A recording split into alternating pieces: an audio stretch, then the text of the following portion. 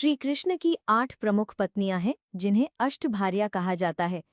बाकी 16,100 पत्नियां कैसे हुईं, इसकी कहानी की शुरुआत होती है भगवान विष्णु के अवतार भगवान वराह और भूदेवी के पुत्र भौमासुर, जिसे नरकासुर के नाम से भी जाना जाता है। भगवान वराह और भूदेवी के पुत्र होने के कारण वो अपने जन्म से ही बहुत शक्तिशाली और साहसी था। नरकासुर को वरदान प्राप्त था कि उसकी माता के अतिरिक्त उसे कोई नहीं मार सकता।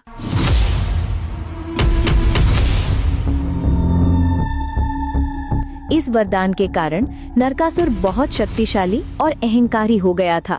शुरुआत में वो एक नेक और धार्मिक व्यक्ति था।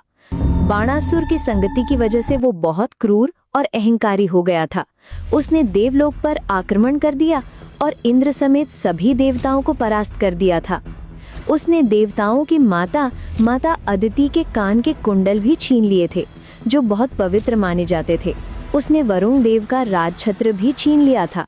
उसने पृथ्वीलोक, स्वर्गलोक, नागलोक, पाताल लोक ऐसे अनेक लोकों पर हमला करके 16,100 राजकुमारियों को बंदी बना लिया था और जबरदस्ती उन्हें अपनी कैद में रखा था।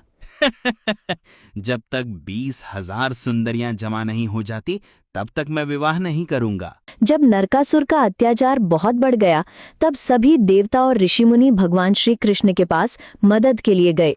श्री कृष्ण जब नरकासुर का अंत करने के लिए निकले, तब उनकी दूसरी पत्नी सत्यभामा भी श्री कृष्ण के साथ चली गई। नरकासुर और श्री कृष्ण के बीच भयंकर युद्ध हुआ।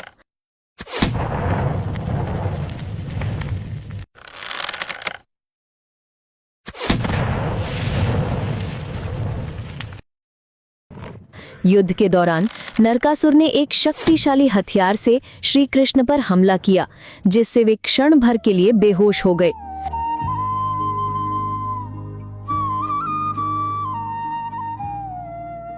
तब सत्यभामा ने धनुष उठाया और नरकासुर पर बाणों की वर्षा कर दी और नरकासुर का वध कर दिया। सत्यभामा भूदेवी का ही एक अवतार है। श्री कृष्ण ने कन्याओं को बंदी गृह से मुक्त किया और उन्हें अपने अपने घर जाने के लिए सारी सुविधाएं दी। लेकिन कन्याओं ने कहा, प्रभु, हम नरकासुर की कैद में लंबे समय तक रहे हैं। समाज में अब हमें सम्मान की दृष्टि से नहीं देखा जाएगा। हमारे माता पिता और समाज हमें स्वीकार नहीं करेंगे।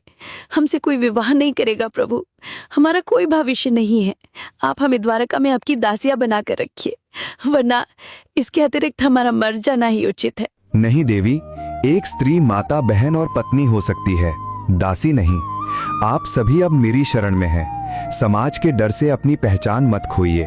मैं आप सभी को मेरी दासी नहीं बल्कि अपनी पत्नी के रूप में स्वीकार करता हूँ। कन्याओं को सामाजिक अपमान से बचाने के लिए श्री कृष्ण ने 16,100 कन्याओं को अपनी पत्नी के रूप में स्वीकार किया और उन्हें द्वारका में सम्मान पूर्वक स्थान दिया।